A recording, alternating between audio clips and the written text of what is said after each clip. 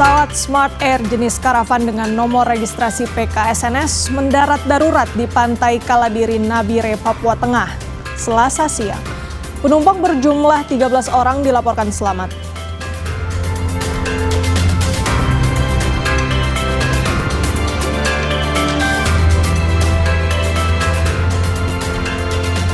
Memasuki hari kelima, banjir di Periuk, Tangerang, Banten berangsur surut. Ketinggian air yang semula 4 meter kini surut menjadi 2 meter.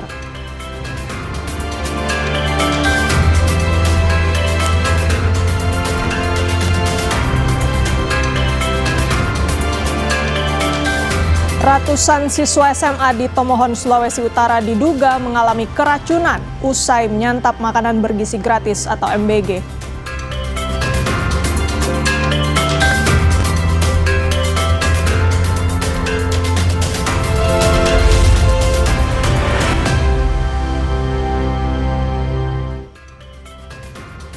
Halo, apa kabar saudara? Selain 3 sorotan utama tadi, sejumlah informasi penting dari berbagai penjuru tanah air akan kami hadirkan untuk Anda selama 30 menit ke depan. Saya Renata Panggalo, inilah Indonesia Update selengkapnya.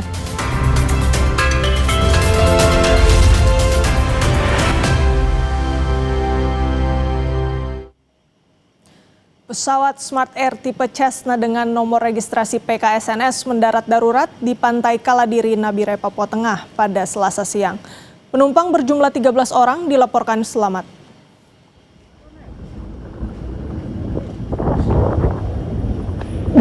Apa-apaan ini? Dari data awal yang diperoleh, pesawat tujuan Kaimana dengan status penerbangan subsidi tersebut diduga mengangkut 13 penumpang dan 2 kru.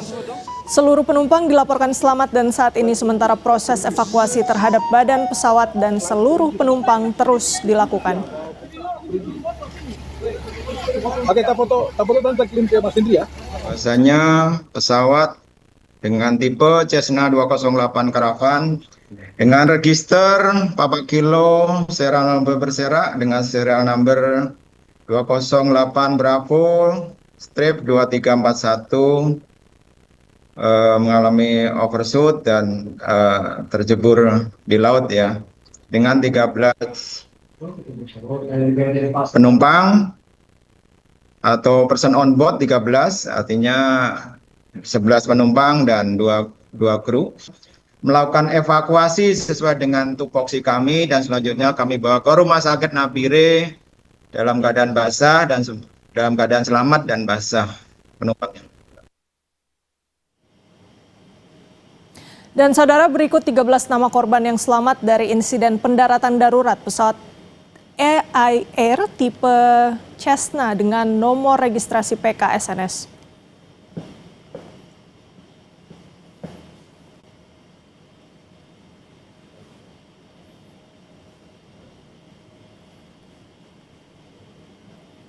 Informasi terbaru perihal pesawat Smart Air PKSNS yang mendarat darurat di perairan Kaladiri, Nabire, Papua Tengah kita tanyakan ke jurnalis Kompas TV Vindi Rakmeni.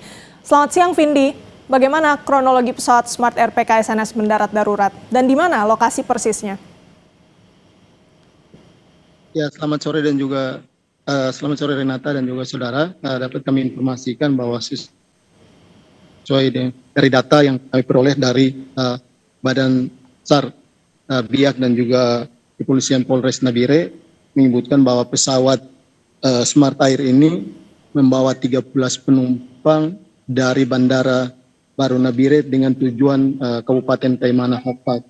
Memang saat itu pesawat sempat take off dari Bandara Baru Nabire menuju ke dengan tujuan Taimana, namun dalam perjalanan setelah take off mengalami gangguan seperti itu sehingga rencananya pesawat akan kembali ke Bandara Nabire. Namun memang sebelum sampai di Bandara Nabire, pesawat akhirnya tidak sanggup atau tidak sampai di bandara, kemudian terjatuh ke laut.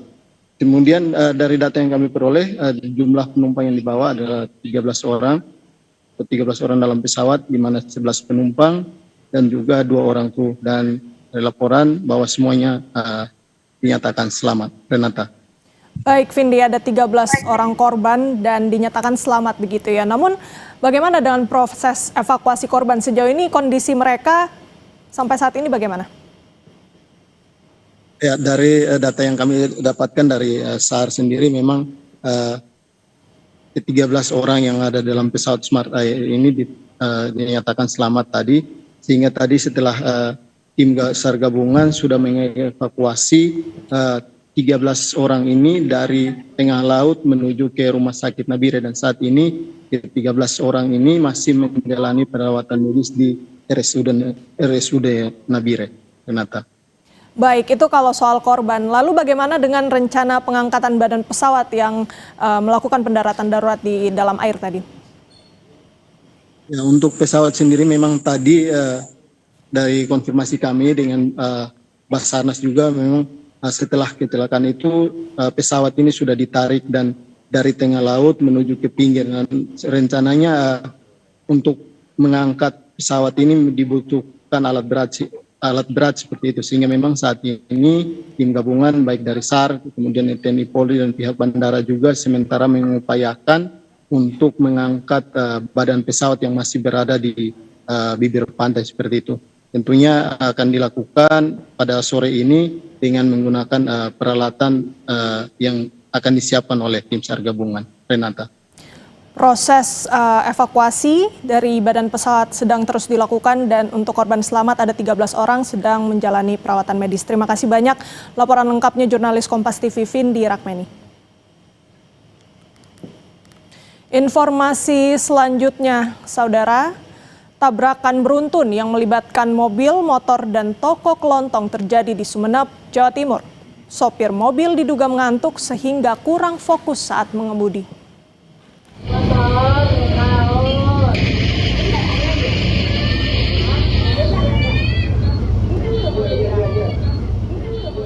Inilah rekaman CCTV yang memperlihatkan detik-detik tabrakan beruntun di Jalan Raya Sumeneb, Kalianget, Jawa Timur, Senin kemarin.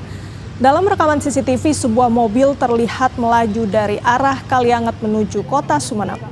Mobil tiba-tiba menabrak dua kendaraan roda dua yang sedang terparkir, lalu menghantam gerobak pedagang kaki lima. Berdasarkan hasil pemeriksaan polisi, sopir mobil diduga mengantuk sehingga kurang fokus saat mengemudi. Akibat kecelakaan, dua orang mengalami luka-luka dan sedang menjalani perawatan di rumah sakit.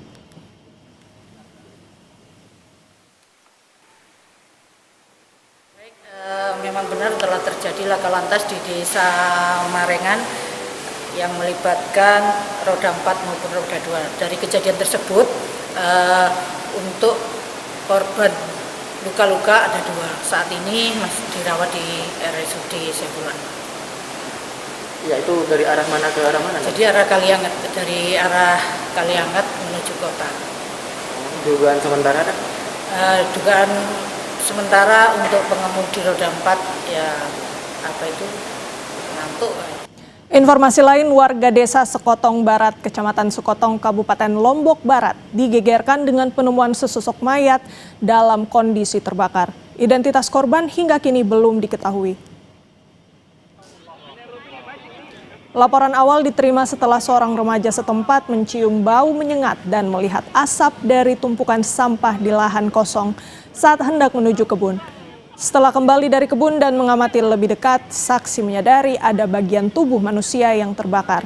Warga kemudian melaporkan temuan itu ke Polres Lombok Barat. Korban telah dibawa ke Rumah Sakit Bayangkara Polda NTB untuk diotopsi. Polisi masih mendalami kasus ini termasuk menyelidiki indikasi tindak pidana pembunuhan.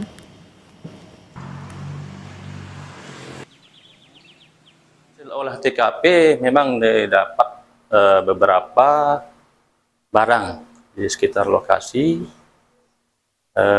dan itu untuk kepentingan penyidikan nanti selanjutnya untuk menentukan apakah ini merupakan dugaan tidak pidana atau hal lain. Jadi untuk saat ini jenazah telah dievakuasi ke Rumah Sakit Bayangkara Polda NTB untuk dilaksanakan otopsi. Saudara, DPR mengesahkan Wakil Menteri Keuangan Thomas Djiwandono sebagai Deputi Gubernur Bank Indonesia periode 2026-2031. Menteri Keuangan Purbaya Yudi Sadewa menyebut Yuda Agung jadi salah satu calon kuat Wamenkyu. Informasi selengkapnya saudara usai jeda.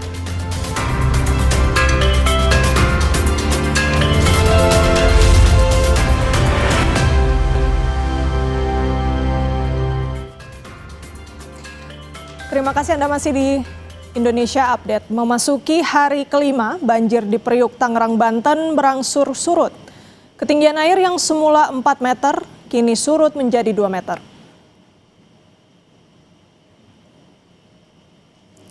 Inilah gambar udara yang memperlihatkan kondisi banjir yang mulai surut di sejumlah titik perumahan Priuk Damai dan Villa Mutiara Pluit, Kelurahan Priuk, Kecamatan Priuk, Kota Tangerang, Banten pada Selasa pagi. Sejumlah titik yang berada di sekitar Tanggul Kalisabi dan area Danau Situbulak masih terendam banjir setinggi 2 meter di titik terendah. Sementara di bagian depan perumahan yang memiliki kontur lebih tinggi, ketinggian air berkisar antara 50 cm hingga 1 meter.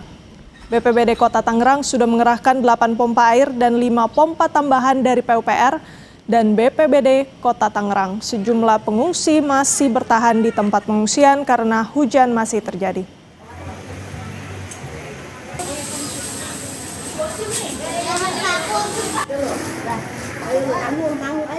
Sorotan berikutnya, pencarian hari keempat korban longsor di Kecamatan Cisarua kembali dilanjutkan. Ribuan personel tim SAR gabungan dikerahkan.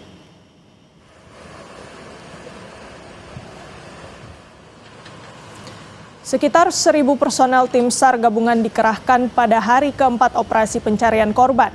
Selain tambahan personel, ada juga tambahan alat berat. Pencarian korban yang tertimbun material longsor juga dibantu anjing pelacak.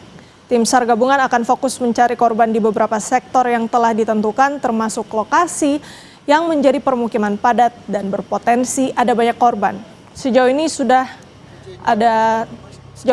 tim SAR sudah mengevakuasi total 39 kantong jenazah, 20 sudah teridentifikasi dan masih 69 dilaporkan hilang. Kita akan maksimalkan di set A1 dan set A2, karena kemarin terakhir itu terakhir kita paling banyak di A2 ya, kemudian berkembang nanti akan ke B, karena beberapa juga di B kita kemarin sempat dapat, tapi tidak maksimal karena waktu sudah turun, sudah sore sekali. Ya, jadi nanti kekuatan yang ada di A1 dan A2 itu akan kita deploy, kita bagi juga ke B2 yang ada di seberang sana ya. Mungkin teman-teman sudah lihat ini juga alatnya sudah turun semua. Mungkin demikian. Informasi lain, Saudara, DPR mengesahkan Wakil Menteri Keuangan Thomas Djiwandono sebagai Deputi Gubernur Bank Indonesia periode 2026-2031. Pengesahan Thomas Djiwandono sebagai Deputi Gubernur Bank Indonesia dilakukan dalam rapat paripurna DPR yang dipimpin Wakil Ketua DPR Saan Mustopa Selasa pagi. Sebelum disahkan, Ketua Komisi 11 DPR Muhammad Misbakun melaporkan hasil uji kelayakan calon Deputi Gubernur Bank Indonesia di Komisi 11 DPR. Thomas Djiwandono yang saat ini menjabat Wakil Menteri Keuangan dinyatakan lolos dan akan menggantikan Yuda Agung yang mengundurkan diri sebagai Deputi BI. Dewan yang terhormat, apakah laporan Komisi 11 DPR RI terhadap hasil uji kelayakan calon Deputi Gubernur Bank Indonesia tersebut dapat disetujui? Terima kasih. Dan selamat kepada calon Deputi Gubernur Bank Indonesia. Semoga amanah ini dapat dijalankan dengan penuh integritas dan kebijaksanaan, serta memberikan kontribusi nyata dalam memperkuat kebijakan moneter, menjaga stabilitas keuangan, dan mendukung perkembangan ekonomi nasional yang berkelanjutan. Saudara, pasca terpilihnya Thomas Djiwandono menjadi Deputi Gubernur Bank Indonesia, Menteri Keuangan Purbaya Yudisadewa buka suara soal sosok pengganti Thomas di posisi Wakil Menteri Keuangan. Purbaya mengaku tak tahu siapa saja yang menjadi calon Wakil Menteri Keuangan. Namun Purbaya menyebut Yuda Agung adalah salah satu calon kuat Wamenkyu. Saya nggak tahu, saya katanya mesti nggak boleh ngomong duluan, harus dengerin. Tapi sudah ada nama Pak?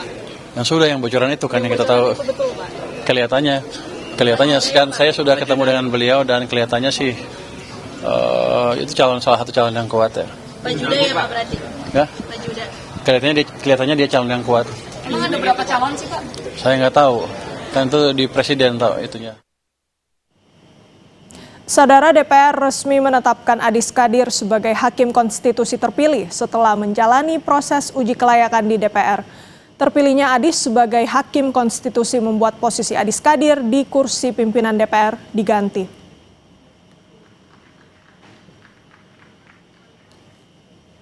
Lewat rapat paripurna yang digelar Selasa pagi, Adis Kadir resmi terpilih sebagai Hakim Konstitusi.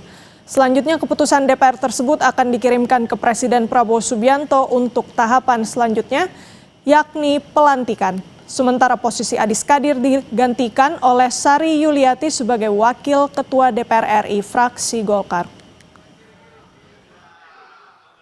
Laporan Komisi 3 atas usulan pengganti Hakim Konstitusi pada Mahkamah Konstitusi yang berasal dari usulan Lembaga Dewan Perwakilan Rakyat Republik Indonesia yang menyetujui Saudara Profesor Dr. Insinyur Haji Adis Kadir, SH.M.Hum, sebagai Hakim Konstitusi pada Mahkamah Konstitusi usul Dewan Perwakilan Rakyat Republik Indonesia, sekaligus mencabut keputusan DPR RI nomor 11 DPR RI _1 _2025-2026 tentang persetujuan Dewan Perwakilan Rakyat Republik Indonesia terhadap pergantian Hakim Konstitusi pada Mahkamah Konstitusi Republik Indonesia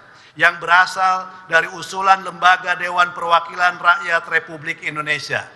Apakah dapat disetujui? Terima kasih.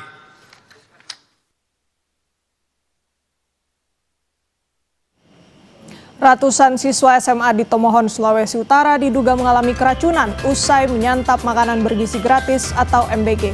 Informasi selengkapnya saudara usai jeda, tetap di Indonesia Update.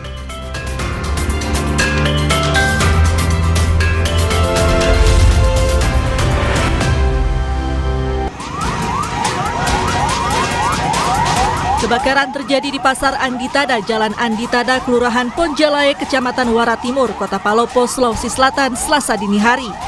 Api cepat membesar karena banyaknya bangunan semi permanen serta material mudah terbakar di dalam kios. Tidak ada korban jiwa dalam kejadian ini, namun sedikitnya 20 kios pasar dan 8 bangunan rumah kos hangus terbakar.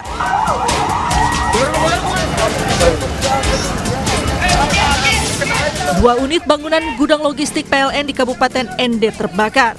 Api cepat membesar akibat angin kencang yang berhembus di wilayah kota Ende ditambah material kabel yang mudah terbakar.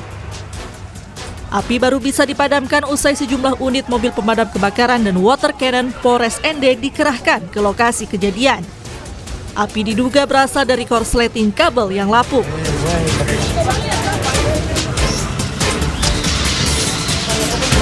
Diduga akibat tak kuat menanjak, sebuah truk bermuatan pupuk berjalan mundur dan menabrak sejumlah kendaraan di belakangnya di kilometer 179 ruas tol Cisumdawu, Sumedang, Jawa Barat. Akibat kejadian ini 3 orang meninggal dunia dan 2 orang luka-luka. Seluruh korban dievakuasi ke Rumah Sakit Umum Daerah Umar Wirahadi Kusuma, Sumedang, Jawa Barat. Saudara, ratusan siswa di Tomohon, Sulawesi Utara diduga mengalami keracunan usai menyantap makanan bergizi gratis atau MBG.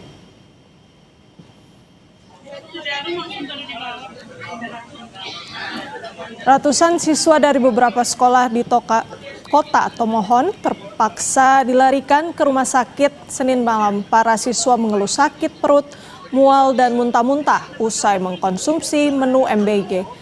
Saat ini polisi masih mendalami penyebab keracunan massal para siswa ini. Ada 3 sekolah yang siswanya diduga mengalami keracunan, yaitu SMK Santa Familia, SMA Katolik Karitas, dan SMK Negeri Woloan.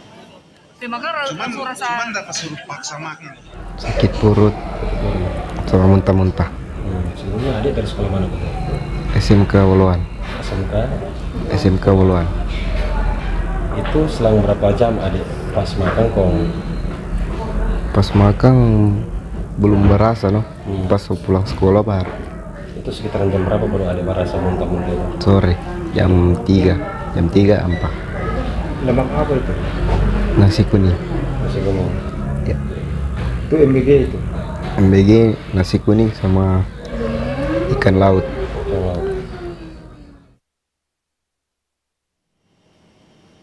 Kami tutup Indonesia Update, saudara. Jangan lupa, 5 hari lagi mulai 1 Februari Kompas TV pindah channel. Satu langkah lebih dekat, satu langkah makin terpercaya. Dapatkan selalu berita dan informasi terbaru Kompas TV di televisi Anda, di channel 11 pada perangkat TV digital atau set-top box. Saya Renata Panggalo, sampai jumpa.